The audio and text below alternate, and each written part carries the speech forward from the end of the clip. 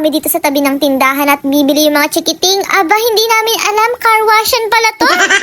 Ayan tuloy, abe tuluyang nalinis yung nandidipak na sasakyan. Wala kasi nung umalis yung asawa ko ay hindi ko na naasikaso tong sasakyan. Ayan tuloy, naipon na yung mga alikabok. At habang nag-aantay ay nakita ng mga chikiting na to yung kanilang lolo, kaya naisipan nilang magpunta rito. Kaso aalis pala at may bibilhin lang daw sa tindahan, kaya naisipan naman naming sumama. O wala pa nga pala kami sa kalagitnaan ay nabalaho na kami. Buti na lang meron kaming malakas na tagatulak. Abe, mukhang mas malakas pa to sa kalabaw ah. Kaya nagpakarwash nga lang pala kami kung san na kami nakarating. Nakakatuwa palang sumakay sa ganitong motor, kaso kapag hapon, nako, langhap mo lahat ng niknik. At pagkadating na nga ulit namin dito sa bukid, nako, it's time to shine na maglikot na ng mga bata. Ayan, tuwang-tuwa sila dyan sa tubig kasi nagpapatubig sila dito ng kalamansi at tanglad. O diba, sabi ko sa inyo, napakalikot ng bata na to. Bigla na lang mawawala sa paningin mo at kung saan na talaga siya nakaakyat.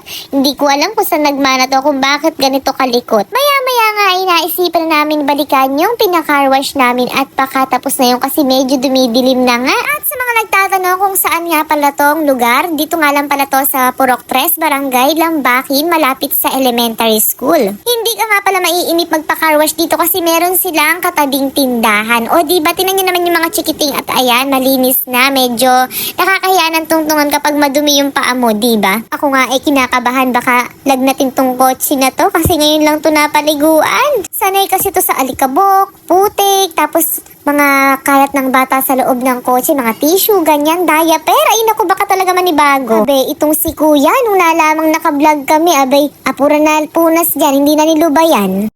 Sumama ka hanggang sa bahay para yung alikabok. Sumama ka hanggang bahay. Nung pauwi na nga kami ay yung mga bata ay nag-aya pa sa Alphamart. Kaya naman ito, ayan. Pero isa lang ang naisipan namin bumaba kasi nako, sa Alphamart kasi pag nagpunta ka dyan, ako minimum 500 pesos. Kaya naman si Kuya Prince lang ang pinabili namin sa gusto nilang drinks dyan. Yan kasi yung favorite nila, yung Alaska na yan. So hanggang dito na lang, wala na kaming bagong marites. Next vlog na lang ulit. Thank you, bye-bye. Dito nga lang pala yan oh. Ayan oh, magpa-carwash na din kayo dyan. Bye!